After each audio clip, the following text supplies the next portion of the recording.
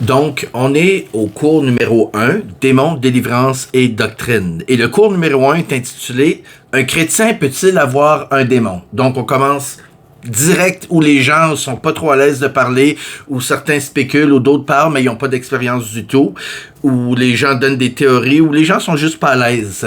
Ils trouvent que c'est un sujet tabou. Nous, on va plonger directement dedans. Un chrétien peut-il avoir un démon? Plusieurs croyants affirment dur comme fer qu'il est impossible pour un chrétien d'être possédé ou d'avoir un démon. Un des arguments les plus populaires dans cette sphère de croyance est qu'il est impossible pour la lumière de cohabiter avec les ténèbres. Ça, c'est un des arguments les plus forts qu'ils disent. Et un des passages préférés des adhérents à cette doctrine se trouve dans 2 Corinthiens 6,14 qui dit « Ne vous mettez pas avec les infidèles sous un joug étranger, car quel rapport y a-t-il entre la justice et l'iniquité? Ou qu'y a-t-il de commun entre la lumière et les ténèbres? » Malheureusement, ce passage est pris hors contexte, car il parle de mariage.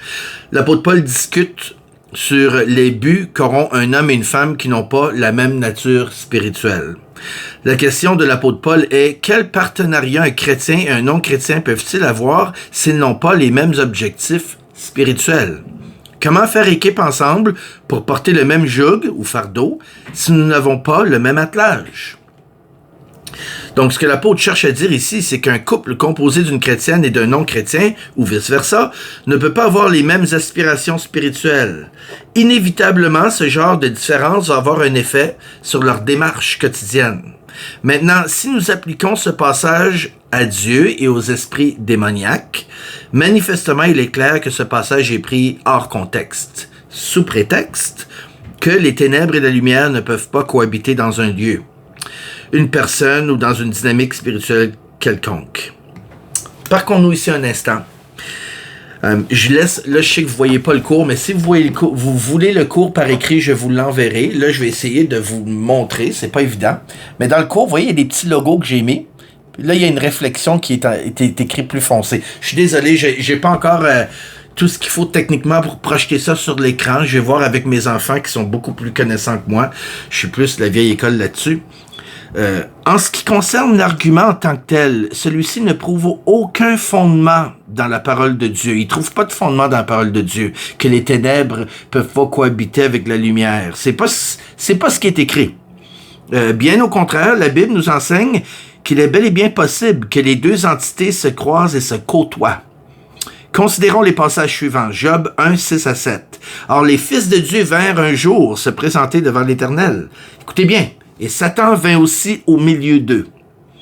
L'Éternel dit à Satan, « D'où viens-tu? » Et Satan répondit à l'Éternel, « De parcourir la terre et de m'y promener. » Donc, il n'y a pas une espèce de réaction chimique qui se fait quand l'ennemi est là et Dieu est là. Il n'y a pas de partenariat, mais on voit qu'il peut y avoir un échange. Zacharie 3, 1. Il me fit voir Josué, le souverain sacrificateur, devant l'ange de l'Éternel, et Satan qui se tenait à sa droite pour l'accuser. Dans ces deux passages, Satan ne semble pas être incommodé ni même dérangé par la présence de Dieu. Il n'y a pas comme une réaction chimique. Il sait qu'il va être jugé à la toute fin, lui. Et Dieu lui-même s'engage dans une conversation ouverte avec celui-ci. Certains diront peut-être qu'un phénomène pareil est possible dans l'éternité, mais pas dans le monde physique. Cet argument est réfutable à la lumière du passage suivant. Jérémie 23, 24. Jérémie, pour ceux qui veulent vérifier, 23, 24, verset 24. « Quelqu'un se tiendra-t-il dans un lieu caché sans que je le voie, dit l'Éternel? Ne remplis-je pas, moi, les cieux et la terre, dit l'Éternel. » Je vous avertis, dans ce cours-là, on va regarder les choses terre à terre telles qu'ils sont. Il n'y aura pas de spéculation ou de monde de licorne ici. On va regarder du concret, on va regarder la parole de Dieu dans ce qu'elle dit concrètement. Parce qu'il y a trop de personnes qui restent liées à cause de gens qui se créent un monde imaginaire ou selon les règles de ce monde qui se sont imaginés ou avec une théologie qu'ils se sont développées toutes dans la tête. À cause de cela, les gens restent liés ici-bas sur le plancher des vaches. Donc ici, Jérémie 23, 24 dit « Quelqu'un se tiendra-t-il dans un lieu caché sans que je le voie? » C'est Dieu qui dit ça en fait. Dit l'Éternel. « Ne remplis-je pas moi les cieux et la terre? » dit l'Éternel. Dieu est partout et en même temps. Mais si Dieu remplit les cieux et la terre, comment se fait-il que Satan et ses anges errent ça et là dans les lieux célestes et sur la surface du monde. Éphésiens 6:12. De plus, le diable est appelé le prince de la puissance de l'air.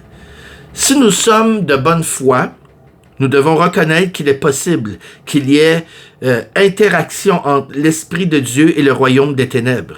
Il faut comprendre que dans le monde spirituel, les esprits du royaume des cieux, comme les esprits du royaume des ténèbres, ont des fonctions et que ceux-ci opèrent dans les sphères liées à leur domaine d'activité, parce que les démons ne sont pas créatifs. Ils ont des domaines spécifiques à eux. Ils sont pas polyvalents. Ils peuvent pas faire plusieurs choses différentes. C'est comme les anges, ils ont des missions bien spécifiques. Ce sont pas des êtres humains. La vraie question devrait être, est-ce que Dieu et un démon peuvent travailler ensemble dans la vie d'une personne ou opérer? Mais la réponse est non. Ils vont pas travailler ensemble dans un but commun dans la vie d'une personne. Ce serait tout le temps lors d'un combat où il y aura un échange, comme on a vu avec Job. Est-ce que Dieu peut exploiter Satan et son royaume à des fins spirituelles? Oui. L'histoire de Job en est la preuve, ainsi que le passage suivant, Apocalypse 20, 7-8. Quand les 1000 ans seront accomplis, Satan sera relâché de sa prison et il sortira pour séduire les nations qui sont aux 4 coins de la terre, Gog et Magog, afin de les rassembler pour la guerre. Leur nombre est comme le sable de la mer. Maintenant, avant de lire le premier sous-titre de ce cours, je vais juste vous rappeler, si vous voulez les notes de ce cours, il va falloir que vous me faites une demande par email où on va trouver une façon, parce que je vais vous les downloader, vous les envoyer gratuitement en JPEG. Donc, envoyez-moi un email, écrivez-moi sur dans les commentaires votre adresse email et je vous répondrai. Je vous renverrai les notes du cours que je vais vous envoyer gratuitement. Donc, maintenant, un autre titre ici. Comment Satan opère-t-il chez les enfants de Dieu? L'être humain est constitué de 3 parties, corps, âme et esprit. Notre homme spirituel appartient à Dieu, et ce, depuis le jour de notre nouvelle naissance. Ça, on s'entend tous là-dessus. 1 Jean 5, 11-13. Et voici ce témoignage, c'est que Dieu nous a donné la vie éternelle, et que cette vie est dans son Fils. Celui qui a le Fils a la vie. Celui qui n'a pas le Fils n'a pas la vie. Je vous ai écrit ces choses afin que vous sachiez que vous avez la vie éternelle, vous qui croyez au nom du Fils de Dieu. Quand une personne se donne tout entière à Dieu et accepte le salut par le sacrifice final de la croix, son esprit qui auparavant était mort prend vie. Tu n'as pas besoin d'être dans une église spécifique pour que ton esprit prenne vie. Tu as besoin de t'humilier seul avec ton Dieu, accepter le sacrifice de Jésus-Christ pour toi, puis lui donner toute ta vie. Donnez pas juste ton cœur. Parce qu'au secondaire, tu peux donner ton cœur à peu près 4 personnes. Hein? Vous voyez ça au secondaire, les petits jeunes qui donnent leur cœur à d'autres petits jeunes. Non. Quand tu donnes toute ta vie à Jésus, tu donnes toute ta vie à Jésus. Là, il se passe quelque chose, c'est que tu nais de nouveau. Ton esprit appartient à Jésus. Là-dessus, on s'entend. Toutes les dénominations chrétiennes, ou presque, on s'entend là-dessus. Maintenant, quand une personne se donne entièrement, par le sacrifice final, 2 Corinthiens 5, 17, si quelqu'un est en Christ, il est une nouvelle créature. Les choses anciennes sont passées, voici, toutes choses sont nouvelles, parce que son esprit naît de nouveau, il est branché à Dieu, il est plus mort. Quand t'es pas branché à Dieu, spirituellement, tu es mort. Ton âme est vivante, ton corps est vivant. L'âme, c'est comme le Windows du corps, c'est le programme qui fait fonctionner ton corps. Ton corps vient de maman et papa, et ton âme aussi. Il y a des éléments de ton père, ta mère, tes grands-parents et ceux que tu développes en toi-même qui fait ta personnalité. C'est ce qui anime ton corps. Tu peux avoir les mêmes postures qu'un parent puis tu le sais même pas. C'est tes parents qui le disent. Tu te tiens comme ton grand-père. Moi, par exemple, j'ai souvent tendance à faire ça. On me dit que c'est mon grand-père Rimouski qui faisait ça. Écoutez, on est fait de nos parents, biologiquement. Notre âme aussi. Le siège de nos émotions, les blessures même qui peuvent nous passer. Hein? Ils peuvent aussi passer par ce qu'on appelle l'épigénétique. Ça vaut la peine de googler ça, pour ceux qui aiment fouiller là-dedans. Mais on va regarder ici comment Satan opère à travers les enfants de Dieu. Jean 5, 24. Donc, il est passé de la mort à la vie. Oui, on parle ici de l'esprit qui est connecté à Dieu. Toutes choses anciennes sont passées, toutes choses sont devenues nouvelles en ce qui concerne son esprit. Par contre, écoutez bien, l'âme et le corps restent tels quels et sont sujets aux pressions de ce monde. Cependant, les effets et les conséquences du péché n'affectent plus en rien son esprit. Donc, l'homme qui naît de nouveau, son esprit est connecté à Dieu. Il est assis avec Christ dans les lieux célestes, oui. Mais son corps reste sur le plancher des vaches et son âme aussi. Est-ce qu'on se comprend? C'est réaliste, il me semble. Bien que notre corps et nos états d'âme soient susceptibles, notre esprit reste dans la présence de Dieu. Donc, le corps reste susceptible à les pressions du monde. Éphésiens 2,6 nous montre qu'on est assis dans les lieux célestes. On forme une branche avec Christ, Jean 15,5, et une seule plante avec lui, Romains 6,5. C'est pourquoi, suite à la nouvelle naissance, notre corps, par contre, reste sur le plancher des vaches et continue à vieillir. On va dire, Dominique, tu parles avec une telle conviction. Rassurez-vous, je parle toujours comme ça. Je suis un homme très passionné. Et si vous n'êtes pas convaincu que notre corps reste sur le plancher des vaches, regardez les petits poils gris là. Ça là, c'est un don de Dieu, les poils gris. Savez-vous pourquoi? Parce que c'est comme, comment on dit ça, un hour clock. Un sablier que Dieu nous donne pour nous montrer que le temps coule. Le temps coule tranquillement, mais qu'on approche du jour, le grand jour, le jour où on va le rencontrer. Donc, notre corps continue de vieillir, hein? Notre âme est encore sujette à toutes sortes de maux, de maladies et d'états émotifs pénibles. J'en sais quelque chose, je fais de la relation d'aide depuis plus de 25 ans. Donc, à supporter. Par contre, nous avons le choix de laisser notre être spirituel se raffermir de jour en jour. 2 Corinthiens 4,16. C'est pourquoi nous ne perdons pas courage. Et lors même que notre homme extérieur se détruit, hein, parce qu'il reste sur le plancher des vaches, notre homme intérieur se renouvelle de jour en jour. Certaines personnes, leur corps extérieur se détruit petit à petit plus que d'autres. La vérité est que notre identité nouvelle en Christ est comme le dit si bien l'apôtre Jean. Le malin ne nous touche pas. C'est pour ça que Jean dit ça, Jean 1, 5, 18. Nous savons que quiconque est né de Dieu ne pêche point. Mais celui qui est né de Dieu se garde lui-même, et le malin ne le touche pas. Et quand il dit ne pêche point, ça veut dire ne vit pas dans le péché. C'est un acte continu. C'est pas un péché ponctuel où tu trébuches, où tu fais une erreur, où tu pêches même subconsciemment. C'est vivre volontairement dans le péché.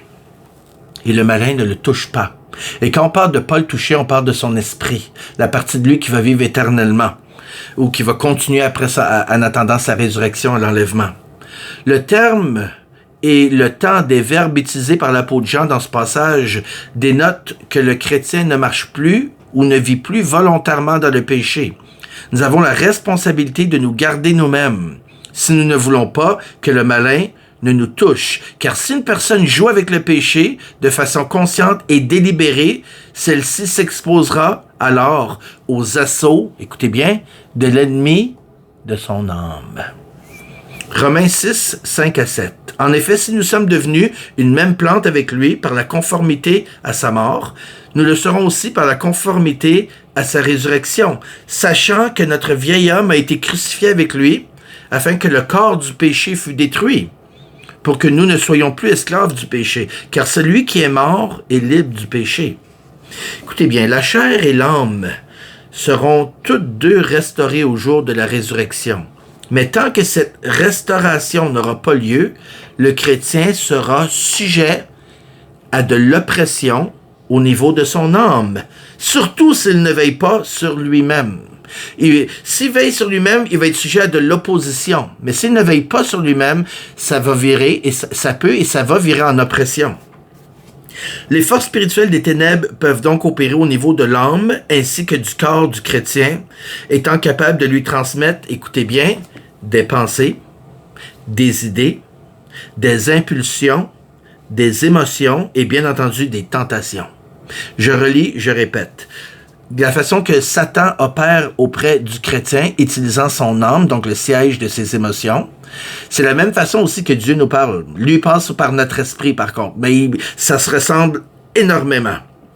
Satan peut pas toucher à l'esprit d'un enfant de Dieu, mais il peut toucher à son âme et à son corps. Je sais que c'est pas plaisant à entendre, mais c'est la vérité. Moi, je dis la vérité ici. Donc, il peut lui transmettre des pensées, des idées.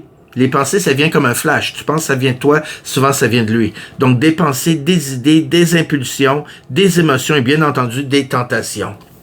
Le tout par le biais du mensonge, de la tromperie. Bien que cela puisse sembler vraisemblable, il est même possible pour un démon de provoquer des malaises et des maladies dans le corps d'une personne. Maintenant, je ne fais pas partie de ceux qui voient des démons dans toutes les maladies.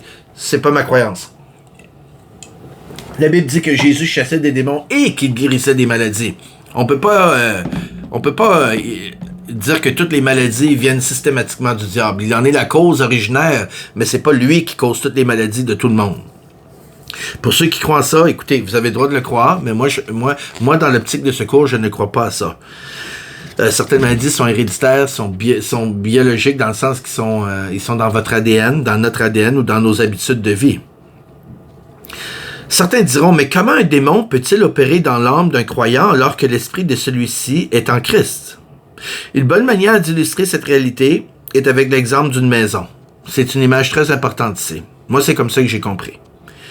Quand vous êtes dans une maison, il vous est possible d'allumer une lumière dans une pièce, alors que la pénombre demeure dans les autres pièces. Pourtant, la lumière et les ténèbres sont toutes deux présentes dans la même maison. Pouvons-nous ainsi dire qu'il est impossible pour les ténèbres et la lumière de se côtoyer ou de cohabiter dans la même maison? Ainsi en est-il de la vie d'un chrétien. Si celui-ci laisse les ténèbres prendre de l'ampleur dans sa vie, la pénombre handicapera la marche de ce chrétien. Et si celui-ci persiste dans son égarement, il risque de développer des liens spirituels et de se voir victime d'oppression démoniaque chronique. C'est-à-dire des attaques chroniques où Satan prend le contrôle d'un secteur de sa vie. Maintenant, regardons rapidement posséder versus tourmenter. On va regarder aussi dans la langue originale parce que c'est ici qu'il y en a beaucoup qui se trompent ou, comme on dirait au Québec, se plantent. Posséder versus tourmenter. Plusieurs personnes vous diront qu'il est impossible pour un croyant d'être possédé. Et ils ont absolument raison. C'est impossible pour un croyant d'être possédé. À vrai dire, aucun être humain ne peut être possédé, car sinon il serait en enfer ou sous le contrôle total de Satan. Savez-vous que le terme possédé, que l'on emploie si couramment, n'est pas du tout dans la Bible? Laissons ça couler un peu. Le terme possédé n'est pas dans la Bible. Ce sont les traducteurs qui l'ont rajouté, car le terme possédé n'existe pas dans le grec. Le terme original est tourmenté. Si nous allons dans les Écritures pour voir le pire des cas de soi-disant possession, nous le trouverons dans l'histoire du démoniaque de Gadara, qu'on voit dans Marc chapitre 5, versets 1 à 16. Le démoniaque de Gadara était tellement hypothéqué par des démons que celui-ci n'était même plus capable de parler. Celui-ci avait une légion de démons. Une légion peut se nombrer jusqu'à 6000 hommes. Et pourtant, ces nombreux esprits n'ont su empêcher cet homme chargé de démons de courir se jeter aux pieds de Jésus et de se prosterner devant lui. Les gens vont dire, c'est le diable qui s'est prosterné devant Jésus. Allô? Non. Le monsieur ne pouvait pas parler, mais il pouvait bouger. Et il n'y a aucun démon de l'enfer qui peut empêcher un être humain de répondre à Jésus puis de se mettre à genoux devant lui, même s'il ne pouvait pas parler. Marc 5, 6 à 7. Ayant vu Jésus de loin, il accourut, se prosterna devant lui et s'écria d'une voix forte, « Qu'y a-t-il entre moi et toi, Jésus, fils du Très-Haut? Je t'en conjure au nom de Dieu, ne me tourmente pas. » Le débat est ouvert. Pas avec moi, j'ai pas de temps à perdre là-dessus, mais certaines personnes vont dire que c'est le démon qui s'est mis à genoux devant Jésus. D'autres vont dire que c'est le démoniaque qui est venu, le monsieur qui était tourmenté, qui est venu se jeter aux pieds de Jésus. C'est sûr que c'est l'esprit qui a utilisé les cordes vocales de cet homme. On voit souvent ça pendant la délivrance. Quand on chasse les entités, des fois, ils essaient de parler ou de nous insulter ou de nous intimider. Ne vous y trompez pas, l'initiative de se jeter aux pieds de Jésus pour se prosterner venait de l'homme. Celle de crier et de plaider lamentablement pour sa sécurité venait des esprits impurs en lui. Les démons, se voyant exposés, ont cherché à conserver leur position parmi le monde des vivants. Et ça, vous allez le voir souvent. Ils vont se battre avec acharnement. Ils vont tout faire pour essayer de garder leur position dans le monde des vivants, en suppliant le Seigneur de les envoyer dans des ports ici. Ici, c'était les ports. Les ports, dans ce passage, n'appartiennent pas à des Juifs, manifestement, hein? Car ces animaux étaient, selon la loi, considérés comme impurs. Plusieurs faits portent à croire que certains de ces porcs étaient réservés pour des sacrifices au dieu Zeus. Excusez. Les démons qui se trouvaient dans le démoniaque de Gadara avaient l'intention d'être transférés dans les ports pour éventuellement avoir accès aux idolâtres dans le temple de Zeus qui allait donner ses porcs en sacrifice. Ça vaut la peine de faire une petite étude là-dessus. Perry Stone en parle aussi, un bon prédicateur et écrivain, auteur d'au-delà de 100 livres sur les sujets spirituels. Donc, il allait donner ses porcs en sacrifice. En suppliant Jésus de les envoyer dans les ports, les démons réclamaient leur droit de réintégrer à nouveau le corps d'une personne. Car ne l'oublions pas, l'idolâtrie donne un accès direct au monde des ténèbres. Vous remarquerez, parce que c'est pas logique, là, il y avait pas d'Hébreux qui s'amusaient à élever des porcs, là. C'est un animal impur, indésirable. C'est comme quelqu'un qui fait un élevage de rats. Je sais qu'il y a des rats maintenant de nos jours qui vendent dans les petites animaleries, mais à l'époque, là, où il y avait la maladie causée par les rats, on s'amusait pas à élever des rats. Pour un juif, les porcs, là, il y avait absolument rien de désirable dans cette viande-là. Tu voulais même rester loin de ça. Donc, c'était manifestement pas des juifs qui élevaient ces porcs-là. Si vous faites une petite étude, vous creusez un peu, vous allez voir que ces porcs étaient réservés pour être offerts en sacrifice à Zeus. Vous remarquerez que Jésus a accordé aux démons la permission aussi. C'est suspect, vous trouvez pas? Jésus a accordé aux démons la permission, car autrement, Jésus aurait mis à sac la propriété d'autrui, ce qui en soi aurait été un péché envers les propriétaires de ces porcs. Imaginez si Jésus, quand ils ont demandé la permission d'être envoyés dans les ports, Jésus dit « OK, sachant très bien que les porcs allaient se tuer. » Non, ils avaient le droit. Les démons connaissent les lois. Ils connaissent les droits spirituels. Puis on va en parler plus en profondeur, comme je vous l'ai promis tout à l'heure. Donc, Jésus n'allait pas ruiner la marchandise de ces païens qui élevaient les porcs. Manifestement, Jésus avait prévu la ruine complète. Il savait qu'attendaient ces bêtes qui, une fois tourmentées, se seraient précipitées dans le vide. Certains se demandent si un animal peut avoir un démon. Eh bien, ce passage répond largement à la question. Iriez-vous vous jeter aux pieds d'une personne qui vous a destiné à être tourmenté si vous aviez la possibilité de fuir? Petite question. Normalement, si une personne avait été totalement possédée, elle aurait fui, car les démons connaissent le sort qui les attend face à Jésus. De plus, ce n'est pas dans l'habitude des démons de se jeter aux pieds de Jésus pour se prosterner.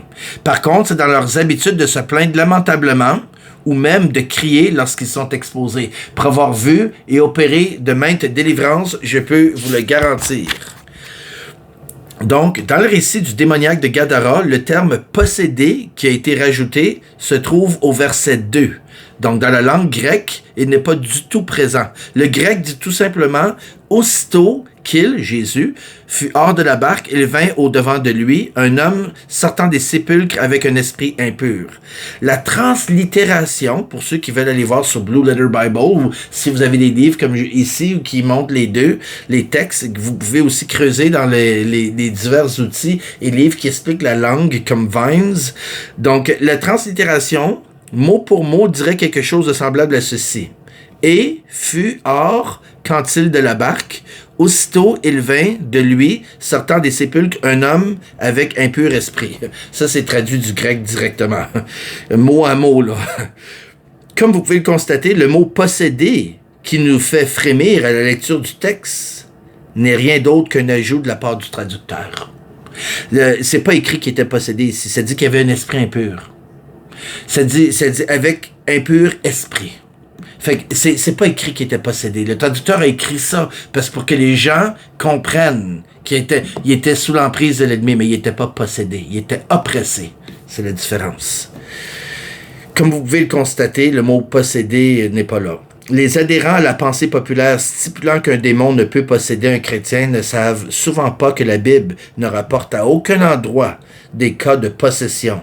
Cette théologie erronée repose sur un choix de traduction d'un seul mot et sur un raisonnement logique issu de l'intellect de l'homme, qui déduit avec sa logique et souvent avec sa dénomination. Des fois, il y a des dénominations qui ne croient pas qu'un chrétien peut être possédé. Alors, il va traduire. Voyant des mots, lui, il va mettre ses préjugés dénominationnels. Donc, ce sont les hommes qui ont décidé que Dieu et Satan ne peuvent coexister dans un même environnement. Tel que mentionné plus tôt, le vrai terme que l'on retrouve dans les Écritures est le mot « tourmenté ». Et que vous soyez, moi je dis oppressé, mais le vrai mot c'est tourmenté. Donc un homme peut être tourmenté, puis on va regarder ça éventuellement, il y a différents niveaux de tourment. Un homme peut être un petit peu tourmenté, ça part de 1, c'est comme la douleur. Hein? À l'hôpital, on demande aux gens, votre douleur est de 1 à 10, ou 10, de 1 à 10. Tu peux être tourmenté un petit peu, comme tu peux être tourmenté à 10. Dépendant des portes que tu as ouvertes, ou on va regarder les différentes portes, telles que l'occultisme, la sexualité, les choses comme ça, qui peuvent être une porte ouverte pour qu'un démon vienne avoir un droit de passage. J'appelle ça des droits de passage. Et que vous soyez prêt ou non à l'accepter, un chrétien peut être tourmenté et oppressé par Satan s'il ne veille pas sur lui-même. L'esprit est donc le lieu où Dieu réside chez un chrétien, tandis que l'âme, qui est le siège de la pensée de l'homme, demeure vulnérable jusqu'à sa mort. Satan est bel et bien l'ennemi de nos âmes, car c'est majoritairement dans cette sphère qu'il opère chez les chrétiens. Ceci pour dire que oui, il est possible pour un chrétien d'être tourmenté par un démon, et ce, à des niveaux différents. Nous en saurons plus sur le sujet quand nous couvrirons la section qui parle de portes ouvertes au monde des ténèbres, tel que mentionné. Donc, le texte grec du Nouveau Testament ne porte en rien vers l'idée qu'une personne peut être habitée ou sous la possession d'un démon. Par contre, celle-ci nous démontre qu'une personne croyante, comme non croyante, peut être sous l'influence d'un démon. Et que faites-moi confiance, il y en a beaucoup. Il y a beaucoup de démons qui sont dans Chélos. Le Nouveau Testament met si souvent les croyants en garde contre le malin que nous ne pouvons pas ignorer cette réalité. Jean 17, 15, 2 Timothée 2, 25 à 26, 2 Corinthiens 2, 10 à 11. Une autre bonne image qui peut aider à saisir cette réalité est celle d'une personne atteinte par une infection. Pouvons-nous dire qu'une personne qui souffre d'une infection est possédée par l'infection? Nous dirons plutôt que l'individu est atteint par une infection et que celle-ci exerce une influence sur sa personne, sur sa santé, sur sa démarche, sa marche. De même, un chrétien peut être sous l'influence d'un démon et être lié par un esprit de dépendance, un esprit qui amène chez lui une compulsion ou même une maladie, sans toutefois être possédé par celui-ci. Si un chrétien ouvre des portes et donne ce que l'apôtre Paul appelle un accès au diable, ce dernier peut éventuellement aller jusqu'à envahir l'âme d'une personne. Observez bien Éphésiens 4, 26 à 27. Si vous mettez en colère, ne péchez point, que le soleil ne se couche pas sur votre colère, et ne donnez pas accès au diable. C'est un exemple ici. Le mot accès ici, c'est traduit par le terme topos, d'où vient le mot topographie, qui veut dire un espace, un terrain délimité et habité, comme une ville, un village ou un district, une région même. Donc, le mot topos est à la source du mot topographie qui parle du relief d'un terrain. Donc, Paul dit, ne donnez pas de topos, ne donnez pas de terrain au diable. Il parle à des chrétiens ici, il ne parle pas des non-chrétiens. L'apôtre Paul nous dit qu'un chrétien peut laisser un terrain délimité et hypothéqué à un ou des démons, dans lequel cet esprit impur aura le droit d'exercer une influence malsaine dans sa vie. En termes immobiliers, si vous me le prêtez, c'est ce qu'on appellerait un droit de passage. Moi, j'aime beaucoup cette expression. Par contre, dans le cas d'un être humain, l'esprit s'empare d'un droit de squatter et de rester aussi longtemps que la porte lui est ouverte. plusieurs restent surpris quand il y a des délivrances dans les églises et que soudainement, un ou une chrétienne se met à manifester et même à convulser ou à crier. Et ceux qui connaissent l'individu qui est habituellement tout le temps réservé, sobre, timide, puis qui le voient se mettre à crier comme ça, ils savent qu'il n'est pas dans son état naturel. C'est là qu'il reste bouche bée, ou qu'il recule, ou il tombe dans le déni. Presque systématiquement, ce dernier ou cette dernière est vu comme possédé. Mais c'est inexact. Un chrétien qui manifeste ainsi sa délivrance a tout simplement donné un ou des accès significatifs à des esprits impurs, à tel point que ceux-ci peuvent venir le tourmenter dans son corps, allant même jusqu'à utiliser ses cordes vocales et ses états d'âme pour s'exprimer. Et ça, je l'ai vu. Je l'ai vu. Plus qu'une fois. Même une fois, j'avais une madame, écoute, une femme d'un métier professionnel, là. T'avais pas plus distingué, sans vouloir catégoriser les gens, que cette madame-là. Puis là, il y avait un appel à l'hôtel, puis là, on priait pour les gens, pour qu'ils soient remplis du Saint-Esprit, qu'ils sont touchés, les gens qui avaient besoin de guérison. Puis là, à un moment donné, ben, cette personne-là, elle avait comme des spasmes. Je disais, voyons, c'est pas comme elle. Voyons, qu'est-ce qui lui prend? Excusez-moi. Bon, elle avait comme des spasmes. Je me disais, mais qu'est-ce qu'elle a? Voyons, qu'est-ce qui se passe avec... Là, j'ai prié pour elle. Puis plus je priais pour elle, plus je voyais qu'elle était pas bien. Là, j'ai dit, au nom de Jésus, toi qui la tourmentes, sors. Et croyez-le ou non, la madame m'a regardé avec des gros yeux, puis c'était vraiment pas comme sa personnalité. Elle m'a regardé, puis elle m'a rentré ses ongles dans la main, puis elle a dit « Non! » Puis c'était pas sa voix non plus.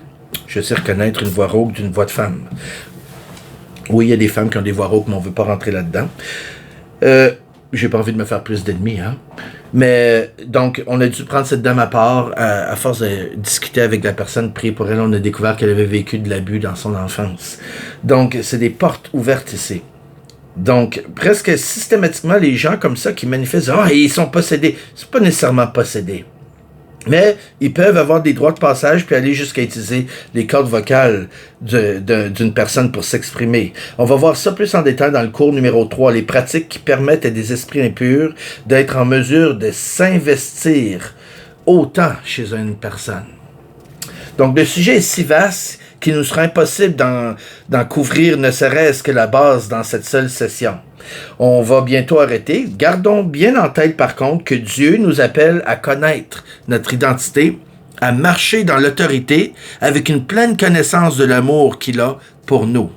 Il est également de notre devoir de vivre notre vie intérieure et extérieure avec une pleine authenticité devant Dieu. Ça, c'est très important. Comme David. Voyez-vous, David a fait des gaffes lamentables, mais il vivait avec une pleine authenticité devant Dieu. Si nous voulons avoir de l'assurance face au monde des ténèbres, nous avons besoin d'être intimement rattachés à l'Esprit de Dieu et à dépendre de celui-ci dans quelque sphère que ce soit.